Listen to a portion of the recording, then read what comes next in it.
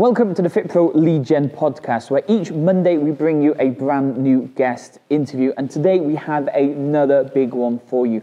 But before we do dive into this week's guest interview, I just want to say a big thank you to LeadDeck for sponsoring these shows. LeadDeck is the all-in-one platform that helps you generate more leads and get more bookings. As usual, if you want to join in live with these guest interviews and ask questions to the guests themselves, then come and join us in the free Facebook group. In there, you'll be able to join in with these interviews and find a load more resources to help grow your fitness business. Anyway, enough of me talking. Let's dive into this week's guest interview.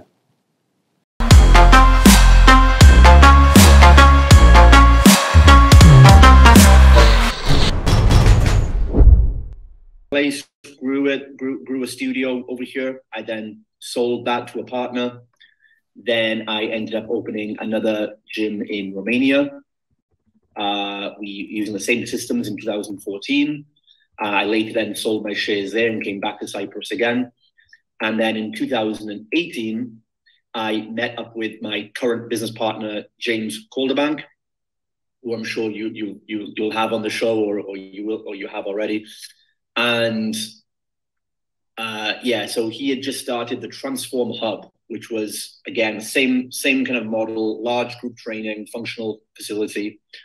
And he started off as a client of mine. He came to one of my events looking for help. He just opened the studio, didn't really, wasn't sure the best direction to go next. We started working together. We ended up becoming business partners and great friends. Implemented the same systems in the TransformHub as I'd previously used.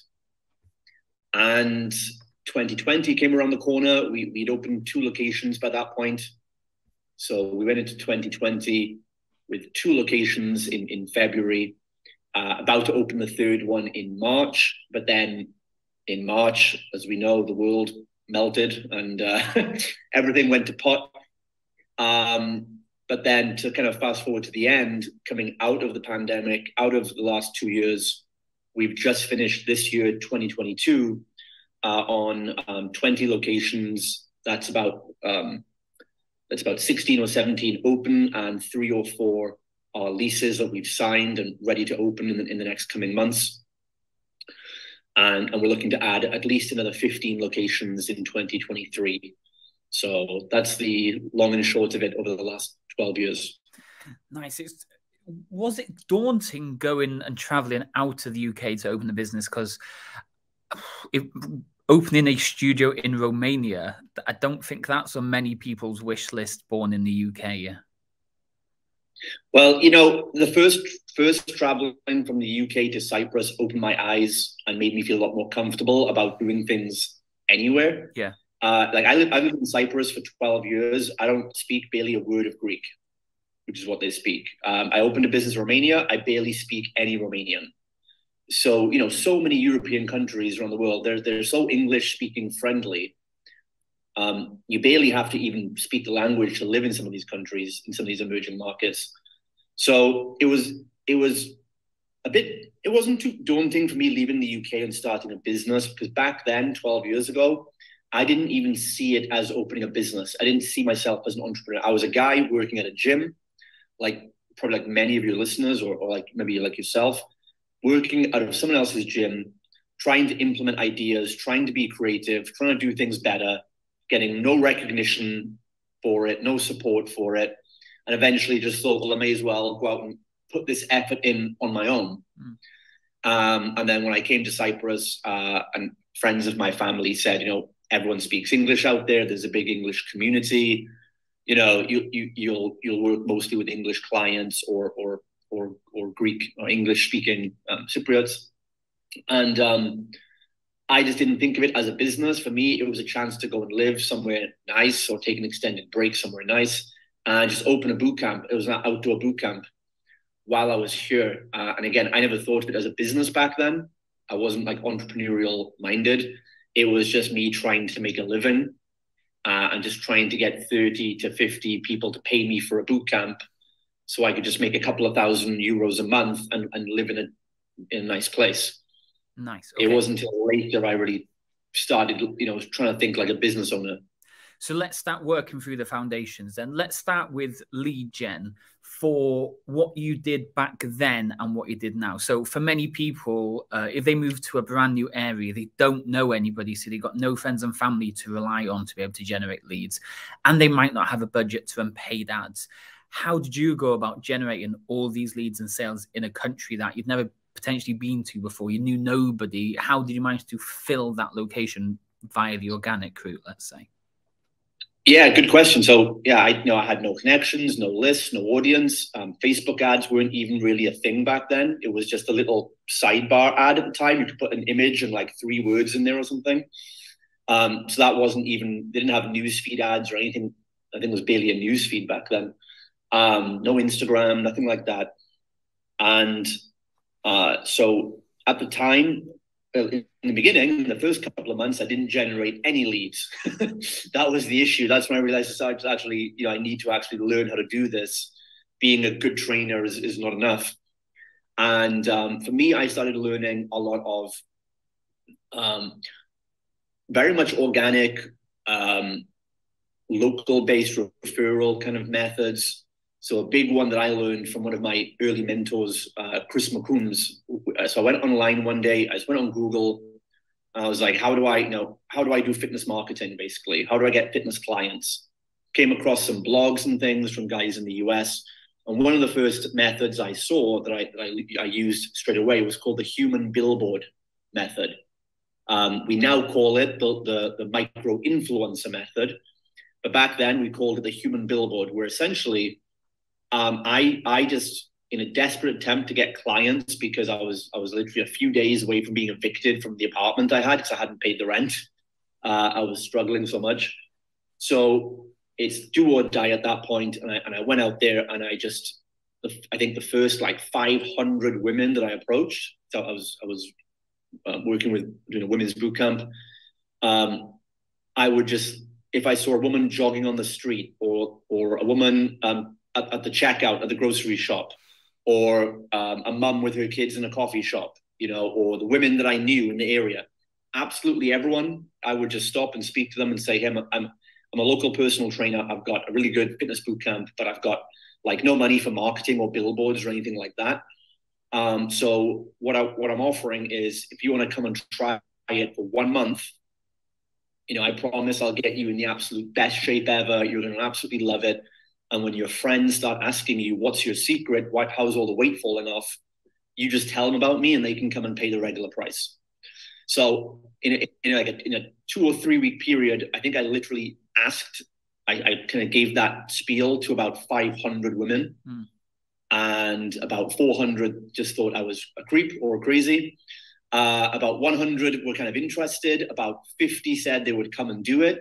And then they said they'd come in. And then about 20 actually turned up at the end of the month. And I trained those 20 people, gave them a great time.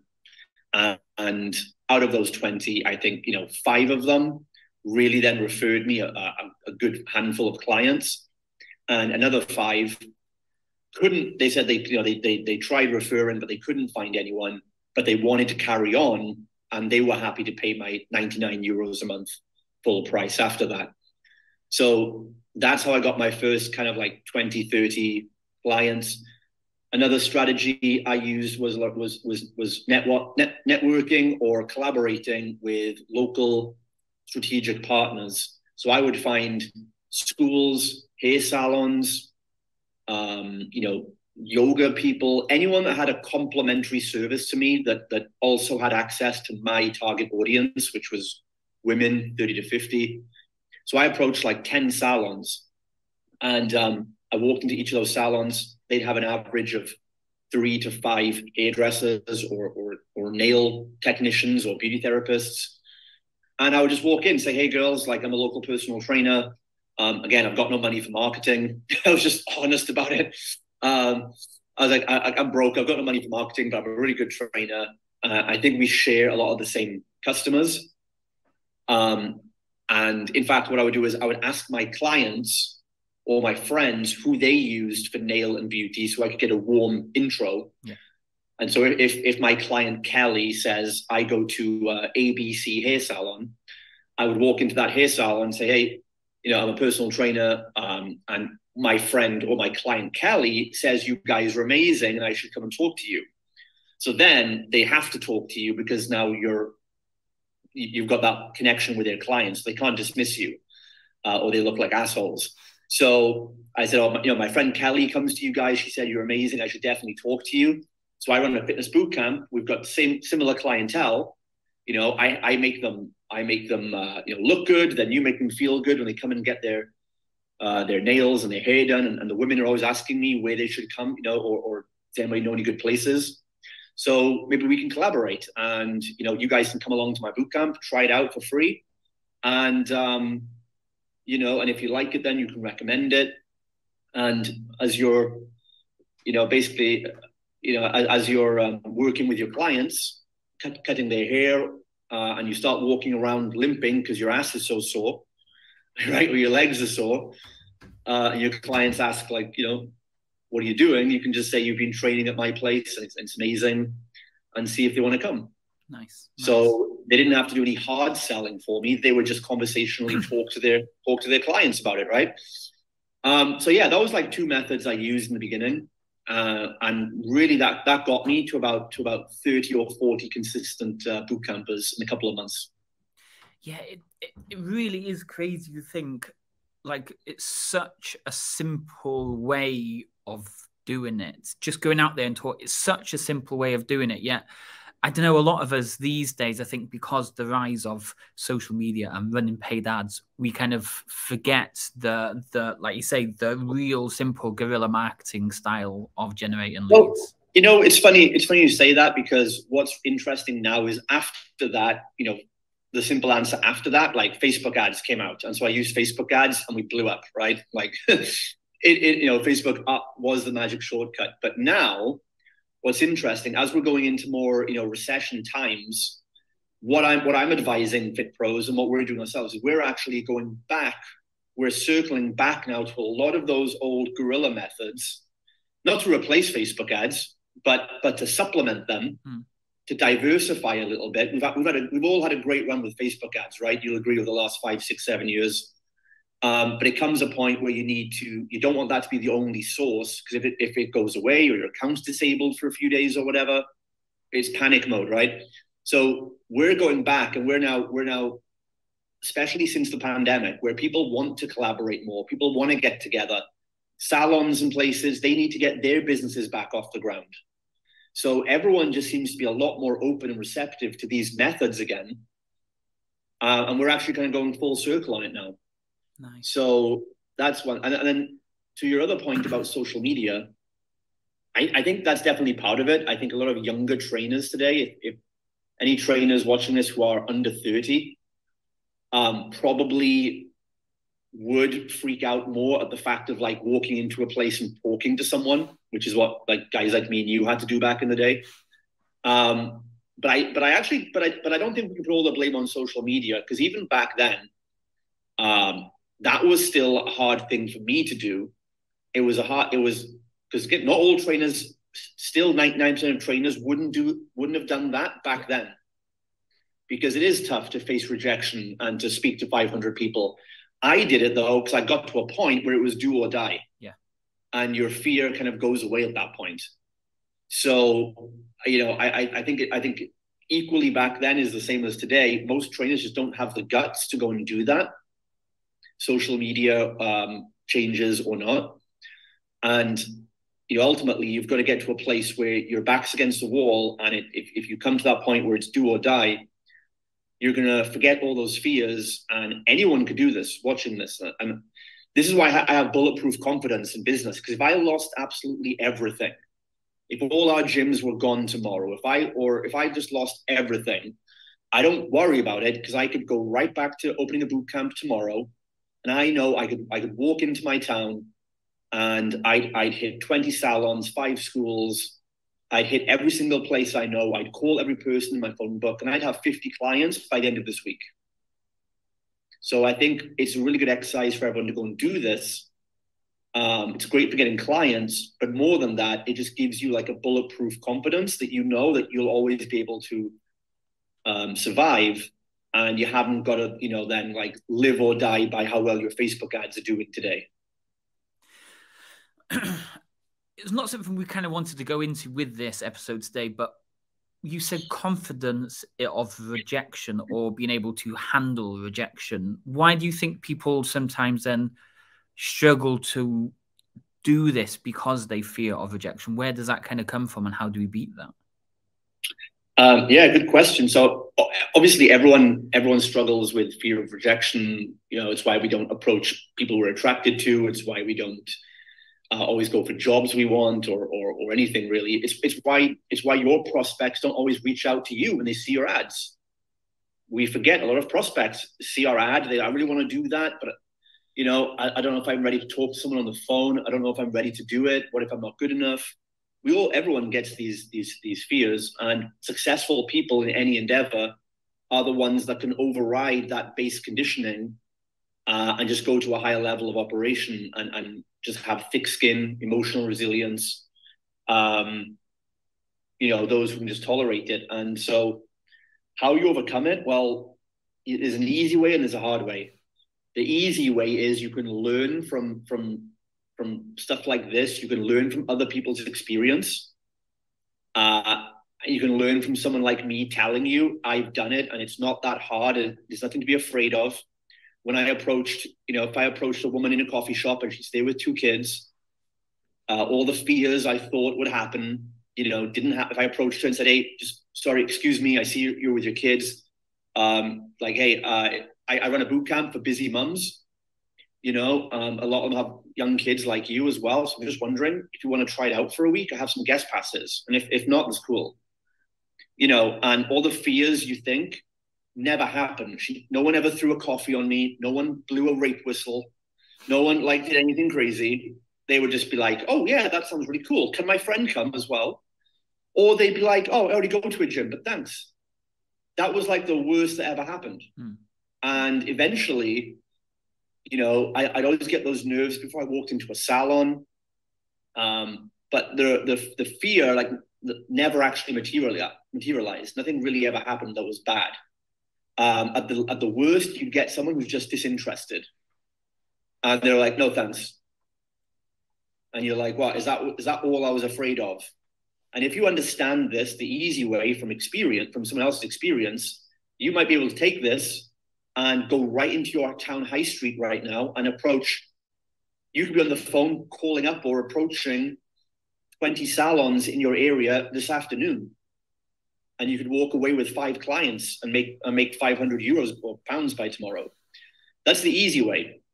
But most people don't do that. The hard way to learn this and overcome it is just through your own experience of getting to a point where, you've got to get, I think to overcome most of these fears, you have to get to a point where you're pushed to it. Again, your back has to be against the wall.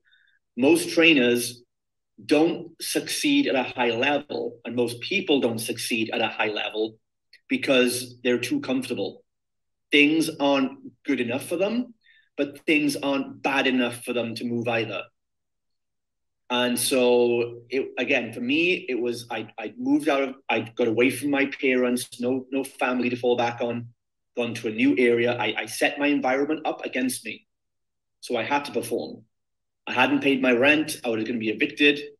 I had no choice. It's like at that point when a worse threat comes up, like being homeless, when the pain of changing your activity is worse than what will happen if you stay the same, you'll change in an instant.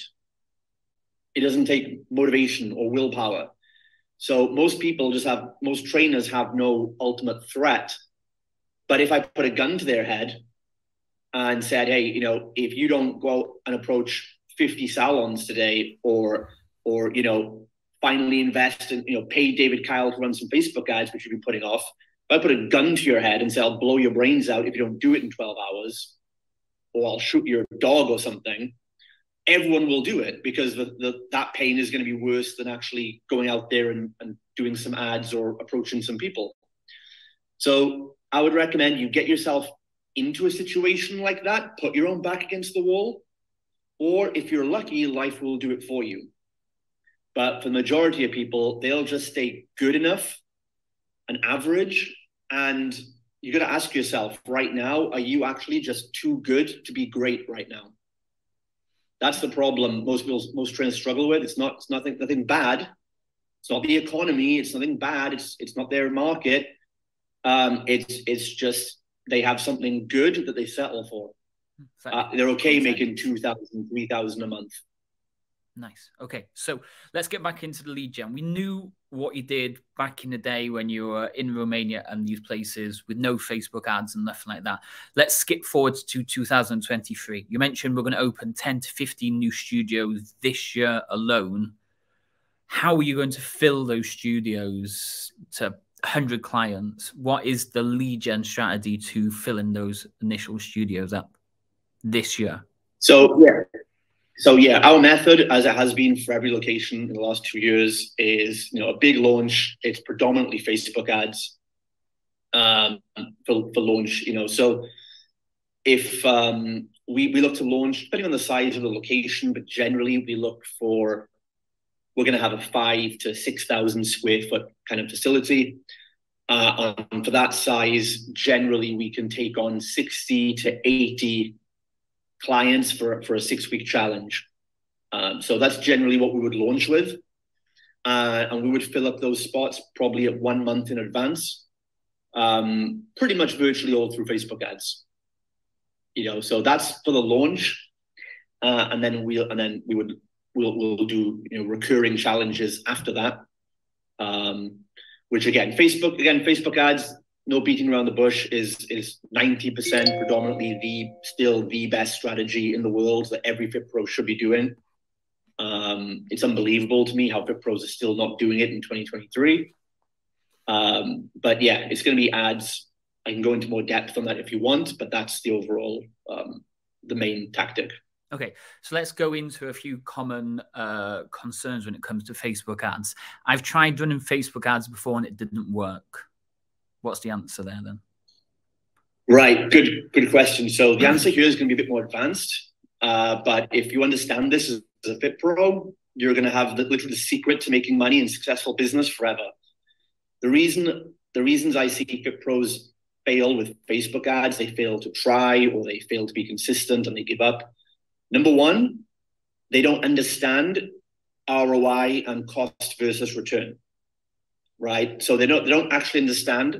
They don't think about what a customer is worth, and therefore your Facebook ads or any paid advertising is just the act of buying customers, hopefully at a profit. So because a trainer isn't thinking of it as buying customers, if they spend £40 and get no return, they think that was a waste of money. But if you think of it as, would you give me £50 to get one customer who pays you £100 every month? They'd all say, well, yeah, of course I would. So the first mindset shift is, well, that's all you're paying Facebook to do. So you've got to work out how much are you actually willing to spend to buy one customer. And the cool thing about this is that the better you are as a service provider, the better results you get, the better customer service you give, the more your customer is going to stay with you and pay higher prices. And the more the customer is worth to you, that means the more you can actually afford to spend to buy the customer, right? So it's not even a marketing hack. This actually comes down ultimately to being, because people think, well, oh, you guys, like you cheated in some way. You just scale your business with Facebook ads. And you don't care about customer service. I get that all the time from like brokey, struggling FitPros, right?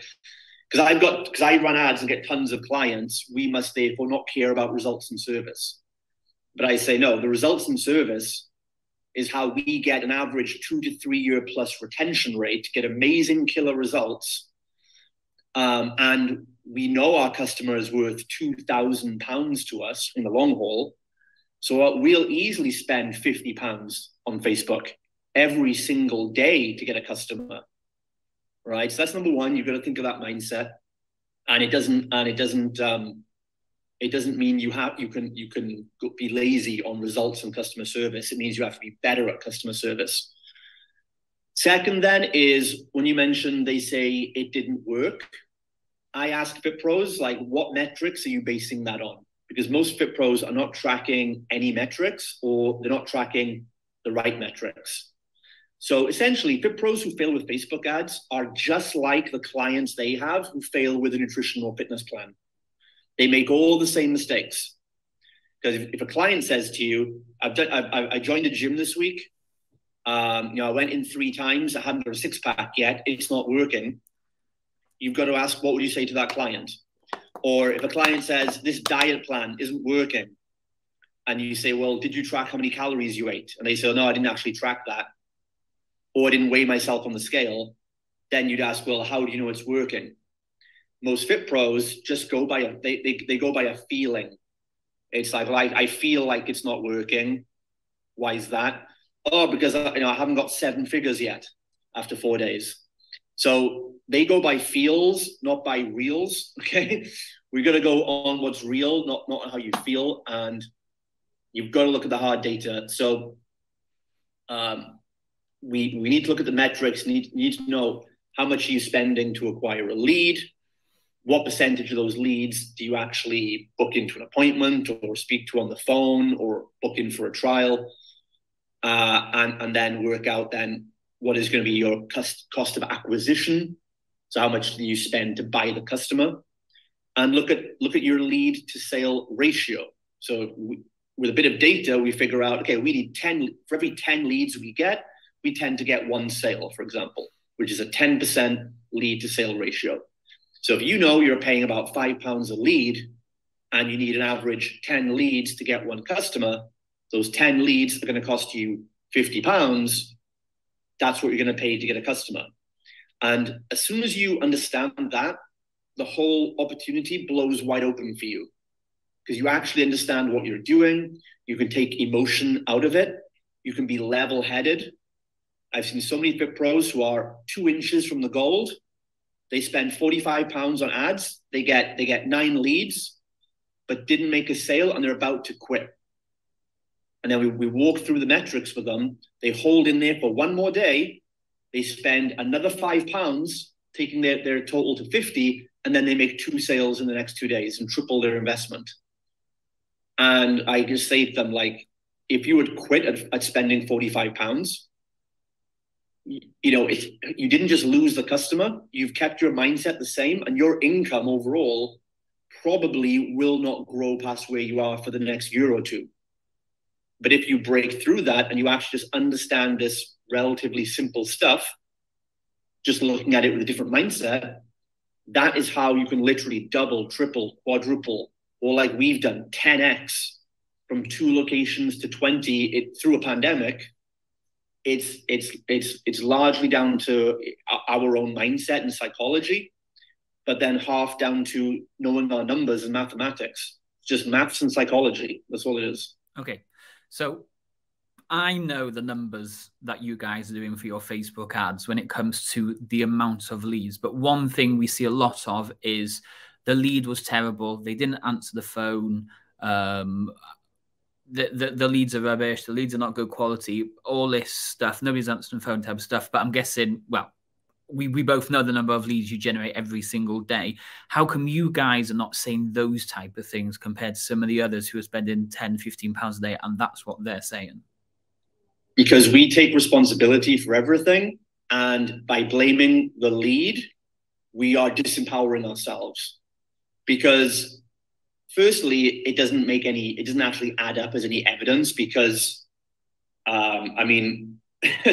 if we're getting the same leads as other people, we're not targeting by any different metrics. We're only targeting, say, women and men of a certain age range who are, close to our location.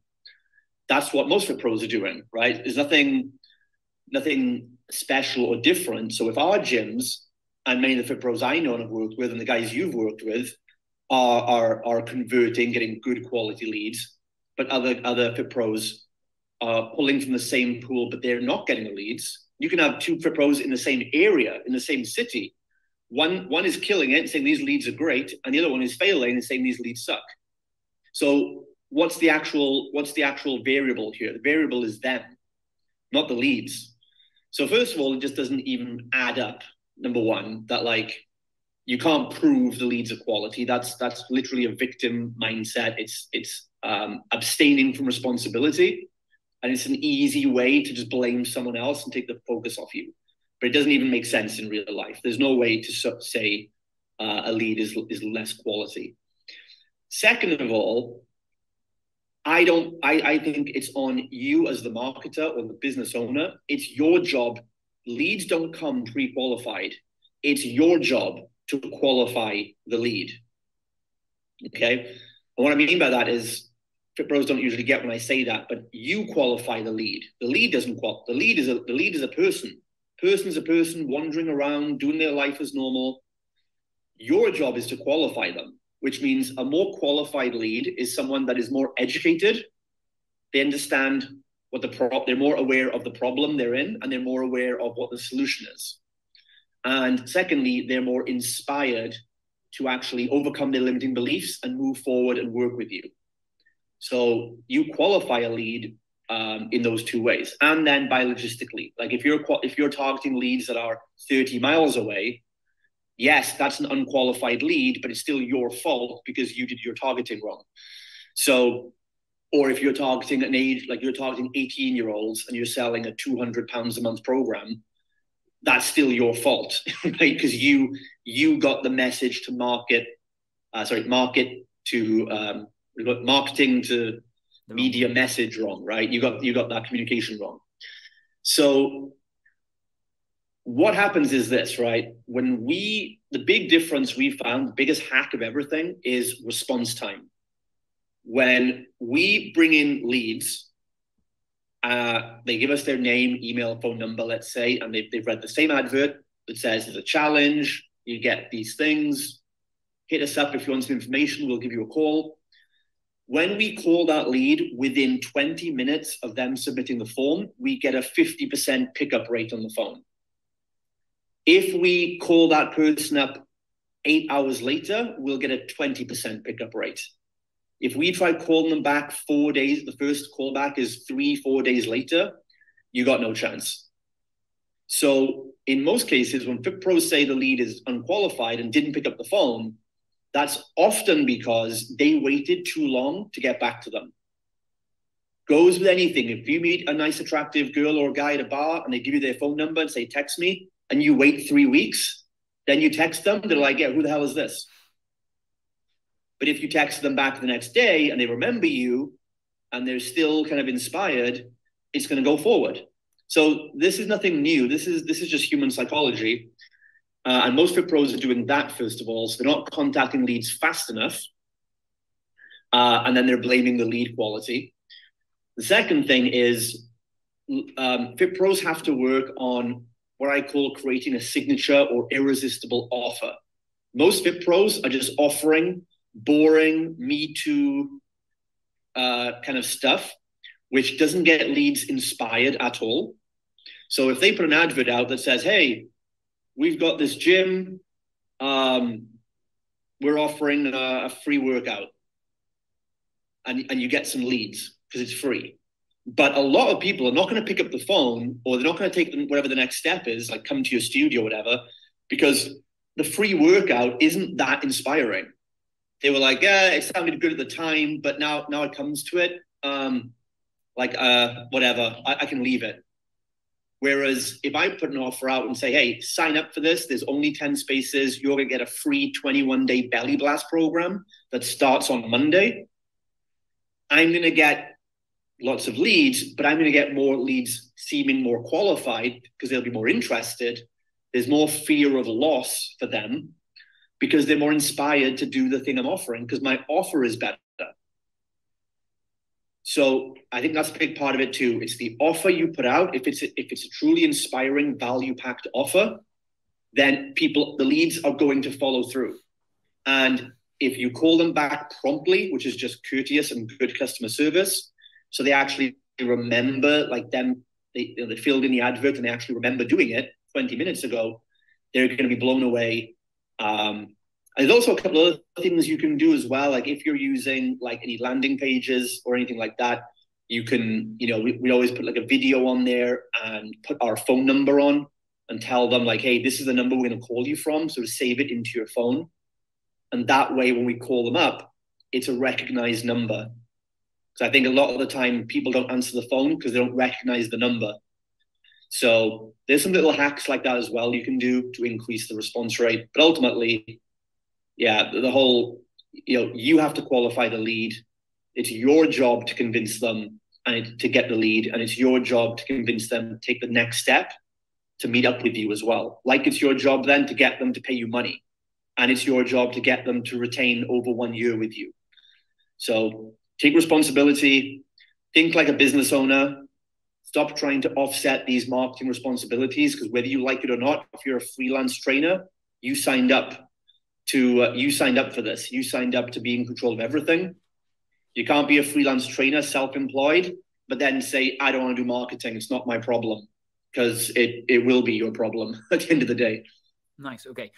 2 more quick questions before we dive into opening a studio, because I'm guessing lots of people are watching this thinking, I want to open a studio. The first one then is we're generating all these leads and we're going to make the sale. How simple or complicated is that making the sales process? So what's the question? How simple is it to make a sale? Yeah. Or how complicated do we need to make it? Is it just a fairly straightforward, have a chat on the phone, send them the link and pay, or do we have to make it really complicated? Yeah, so there's different ways of doing it, but I've always found for efficiency, I've always done phone sales. Since my very first ever boot camp, apart from when I first brought them in and I upsold them during the 30-day trial. As soon as I started Facebook ads, I only ever used a phone call method. I've never done anything different, so I just don't know anything else. I've never understood bringing people in to watch, what do they want to know? What my kettlebells look like. It's I don't understand. That's an old kind of leisure center gym mentality, which doesn't really work for boutique studio owners. So for me, you can do it over the phone. I've proven it for 10 years and thousands of phone calls. As long as your price point is relatively reasonable. If you're charging anywhere from 100 to 300 pounds, I would say, then with a bit of skill and practice, you can just close 20 minutes on the phone. So for me, that works better because it's the most efficient use of time. I see a lot of trainers who they book people in to come in for 30-minute consultations. And then you put that time aside. And if that person, you wait till 1:15, and if that person doesn't show up, you already wasted 15 minutes. And then the remaining 15 minutes is now wasted as well. Whereas if you just call someone up and they don't answer, you've lost 20 seconds. So for us as well, and if you can close 33 to 40% of the phone calls that you make, which you can with just a good sales script process, then we can basically dial and do 3 to 4 calls in 1 hour. So we can literally close 1 to 2 sales within the hour without booking anybody in, without waiting for people to turn up. And if those people don't answer the phone, we just call the next person. And then the next hour, we'll call those original people back again. So our salespeople can just stay completely busy and they can just be focused on making sales all day long. Our job then is just keep the leads piling in. Nice. Okay, so let's move on to the last quick question then. You mentioned in any particular challenge, you could do 60 to 80 clients to start a challenge. Now, people are going to be thinking, wow, that just seems impossible. Yeah.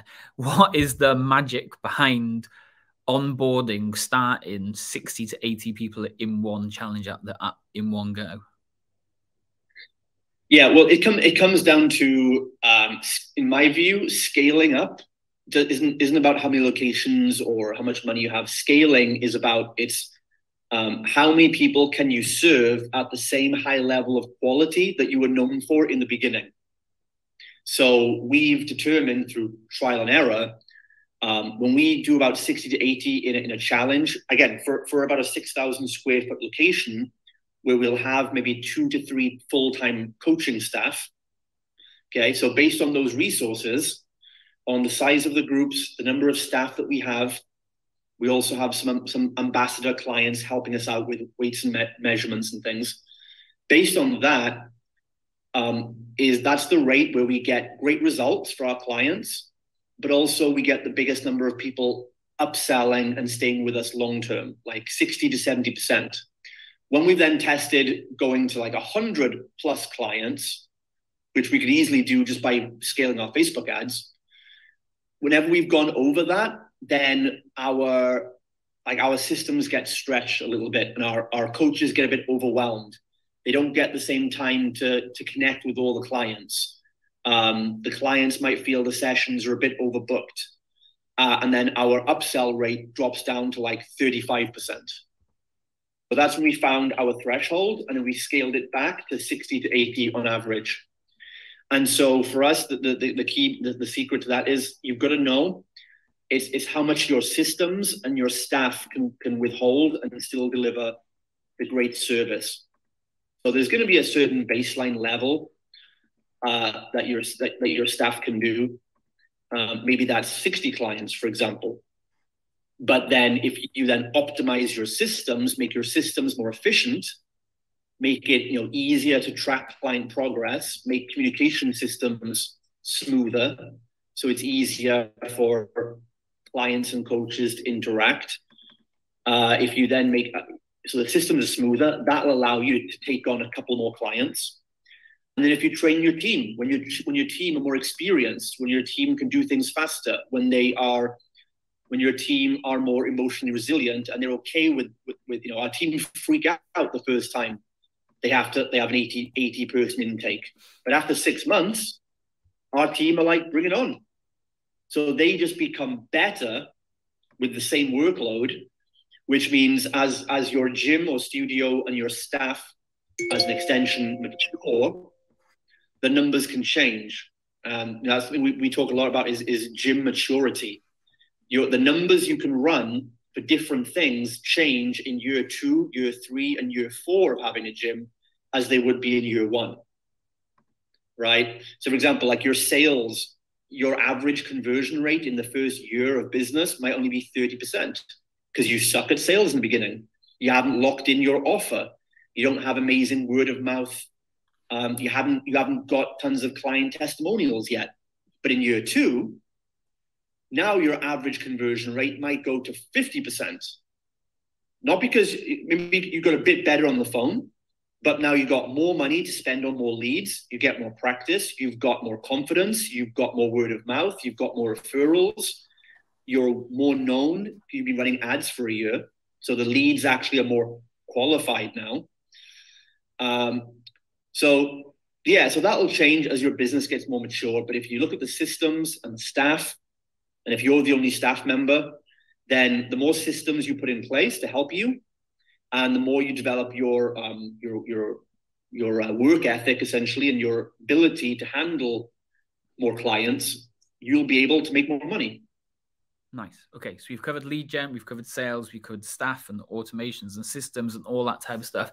The big one now that everyone's going to be wondering is like, how do you open a studio? Obviously, you've got 20 studios of experience now, plus the other 10 coming this year. How does someone go about opening their first studio, which is kind of like everyone's big dream? So, to open the first one, so, I mean, there's a couple of things you need in place. I know my answer now is very different to, I'm helping someone, here in Cyprus, helping her to open her studio in the next few months. And my answers now are very different to what they would have been a couple of years ago when I was starting out. Number one, you've got to have capital. Like, you need money, right? No matter which way you want to go about it, you need capital if you're talking about opening an actual studio, you've got to have the money to do it. And not just the money to open the studio, but capital investment in a new business should include at least 2 to 3 months of your anticipated running costs. So you don't want to take, £30,000 out to open a studio, pay for everything, and then you're back to zero on day one. If you think it's going to cost you $5,000-6,000 a month to run the studio, pay your rent, pay yourself, pay your ads, whatever else, if that's going to cost you $5,000 a month, you estimate, then really you want to be getting the capital of about $45,000, which is $15,000 on top, right? So then you haven't got to stress for the first 3 months. You can get more leads. You've got a buffer zone to make more money. So I think most people who open a studio are undercapitalized. First of all, that's the first one. They just don't. They look at how much money it costs to buy the equipment, but then they have no money left over for marketing, no money left aside to pay themselves, no money aside for anything, right? So my solution to that would be and I know many fitpros are probably averse to this. I was as well. I wouldn't have liked this advice in the beginning, but now when I advise new people, I say, look, if possible, get an angel investor on board or use someone else's money, right? If you don't have the capital, unless you want to raid your life savings, which I wouldn't recommend that either, unless you have the capital yourself. My first studio in Romania, that was all self-funded because before I opened that, I sold my first studio, and then which was very, very cheap to open that studio. But then I then started helping fitness pros, started doing business consulting for a while. I made, multiple six figures doing that for a couple of years. And then in 2014, I wanted to open the gym again. So I took 40K out of my own money, which was easy for me to invest then, and it was all mine. But if you're not in a position to do that, which most people aren't, then look in your client base, look at friends or family. And if you've got a roster of 50 clients, I'm sure you have at least one person, if you're good, who would actually be happy to invest some money in you. In fact, even James, my partner, when he opened the first TransformHub, he was given £10,000 towards it by one of his one-to-one PT clients, Wendy, who actually is now a 10% owner in the business, right? She didn't expect that in return. It was just to help him out, and he could pay her back kind of whenever. But then she ended up loving the hub so much, she works as a regional director for us now. So you'll have people in your network who might be able to help you out with it, not the whole amount, but even just 5, 10, 15,000, and be open to accept. If you get a good plan together, then be open to that, and that'll help you. Money will solve a lot of your problems. And the second thing then is you've got to look at the logistics, and you've got to become a good negotiator. So you've got to get a good lease contract. You need to know what you're looking for. It's got to be in a good, dense region. We even go and do our, we test locations through Facebook ads sometimes. So we'll even look at the Facebook metrics of the radius of what our reach is going to be. And we usually want at least 40, 50,000 people in that radius for the size of location we want. If your studio is smaller, you might not need that many. But we use Facebook as a tool to kind of do some territory mapping. Or you could even run some test adverts and do a phony ad basically in that area. See if there's a response, see how much the leads cost, see how active the area is. And if that's another good indicator that it's going to be low risk to open there. Nice. Yeah, so that's two things I would look at. And negotiating a good lease and find a good landlord. That is key. Your relationship, you're basically married to the landlord. You don't know how many stories I've heard of fitpros who have great businesses, but awful landlords who mess up everything for them and make their life hell. I'd rather have an average location with a great landlord who scratches my back and I scratch his back and isn't breathing down my neck the day the rent is due and things like that. So find a good landlord, build a good relationship with them, and get the best lease contract that you can. And those three things are going to give you so much momentum going into it. Nice. I think we've literally covered every possible aspect of lead generation, sales, marketing, systems, opening a gym and everything. So to finish then, I know you have a special offer for the viewers and the listeners of this podcast then. Yeah, so I mean, if anything has resonated with you today, if you'd like more clarity, you want to ask more questions, then I'm just making myself available for anyone listening to this. But Dave, you'll find the link that we'll give you somewhere, and you can book in a call with me. Like totally free of charge. We'll have like a business planning session for 2023. You can just tell me what your situation is, what you're doing in terms of an offer, leads, sales, finances, or whatever else. And I'll just give you as much free advice as I can, give you an action plan on the call that you can go away with. And hopefully that'll you can take my 10 years of experience and operating 20 locations. So it's kind of experience that would be hard to find or hard to get for free. And hopefully that helps you. Perfect. Justin, appreciate you coming on today. Thank you very much. Hopefully we'll get you on start of next year to find out how far you've got, if you're close to that 50 mark or not just yet by next year. Sounds good. No worries. I'll speak to you soon. Thank you for coming on. Bye-bye. Bye-bye.